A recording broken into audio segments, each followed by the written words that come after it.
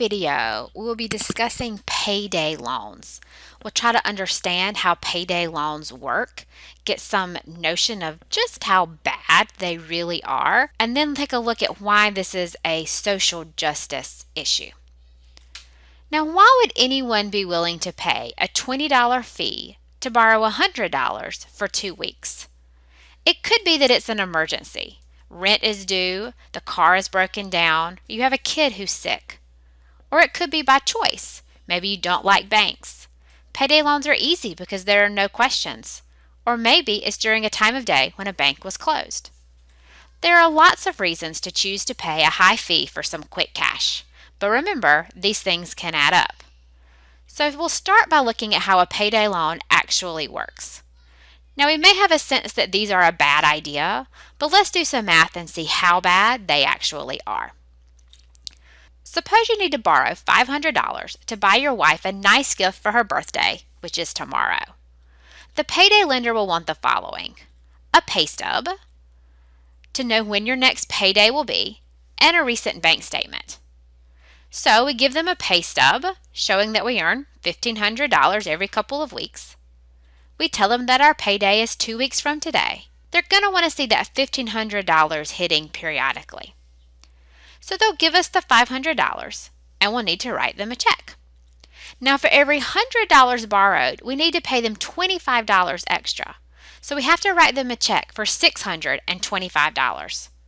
We'll forward the date on the check 2 weeks to our next pay date.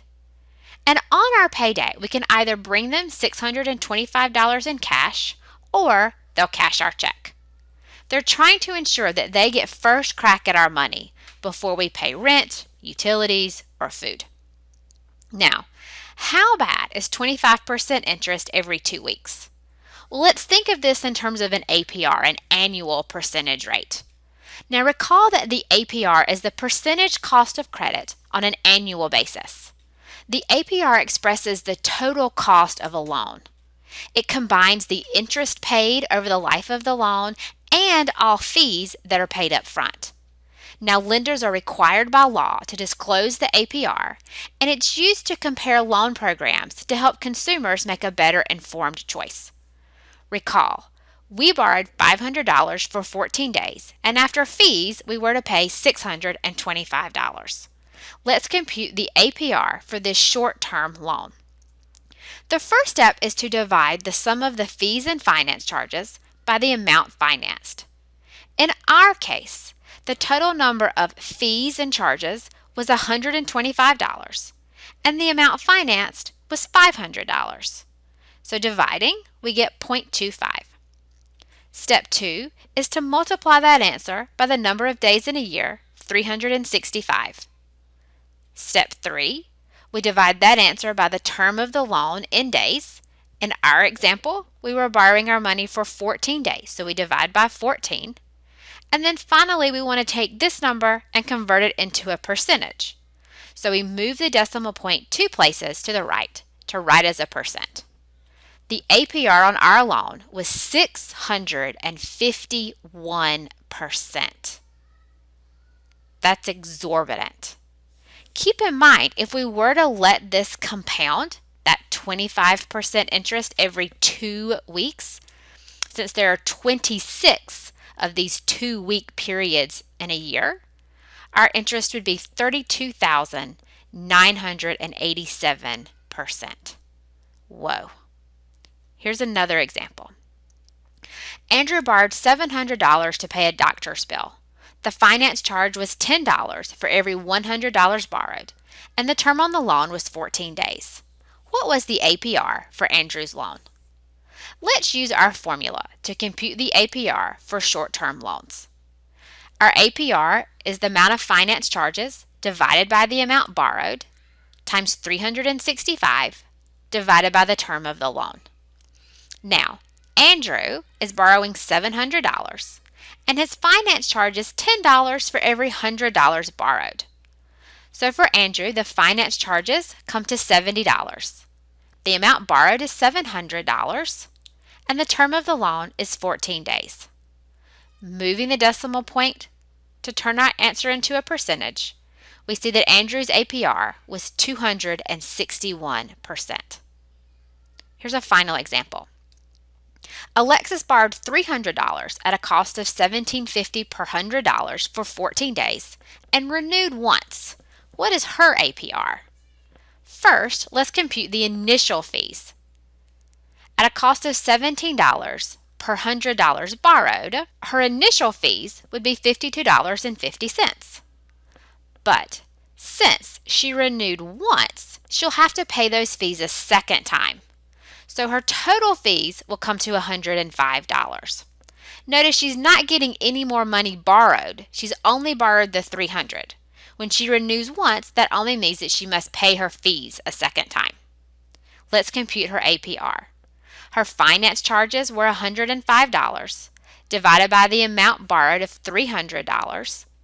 And since her initial amount was borrowed for $14, but she renewed once, the total term of her loan will be 28 days. Therefore, her APR comes to 456%.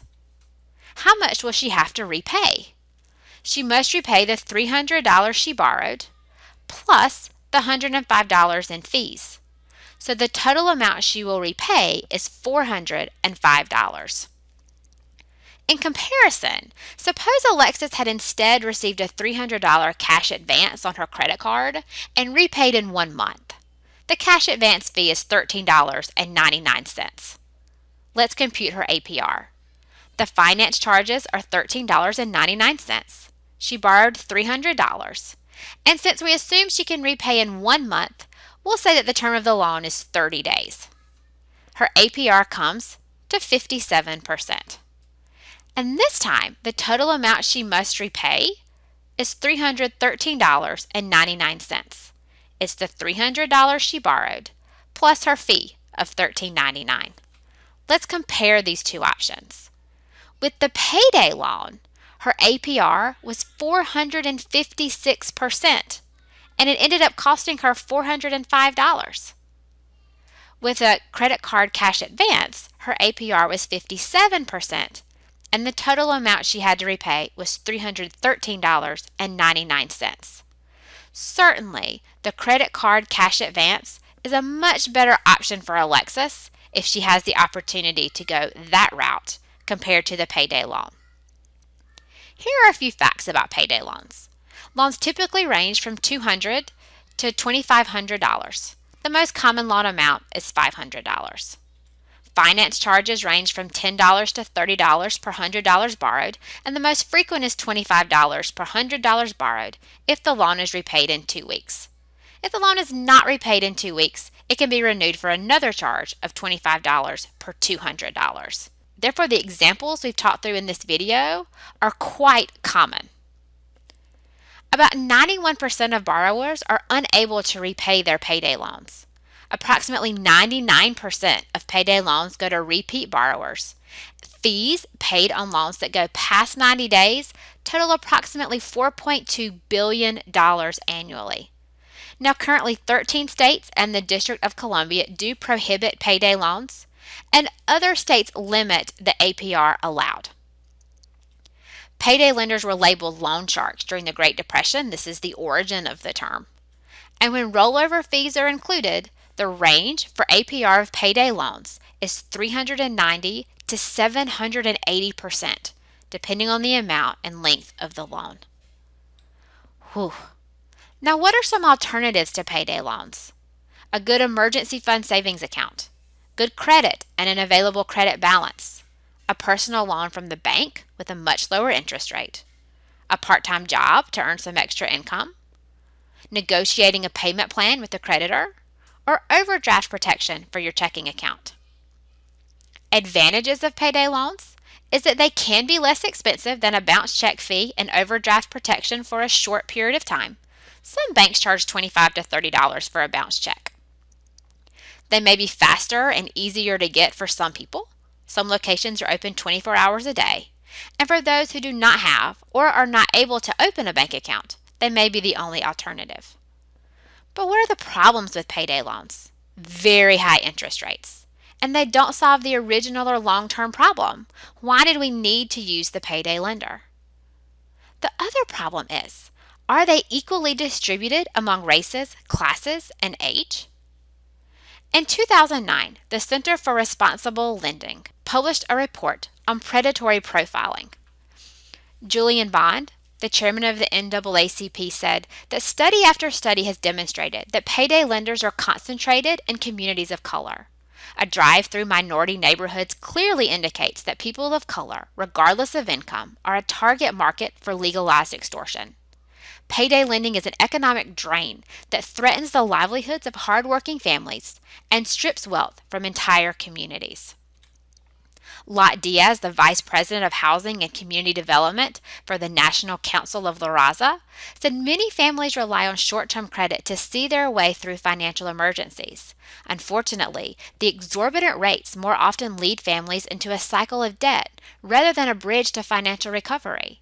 We need prudent regulation, product innovations, and financial counseling to avoid saddling families with debt and making it impossible to save for their future.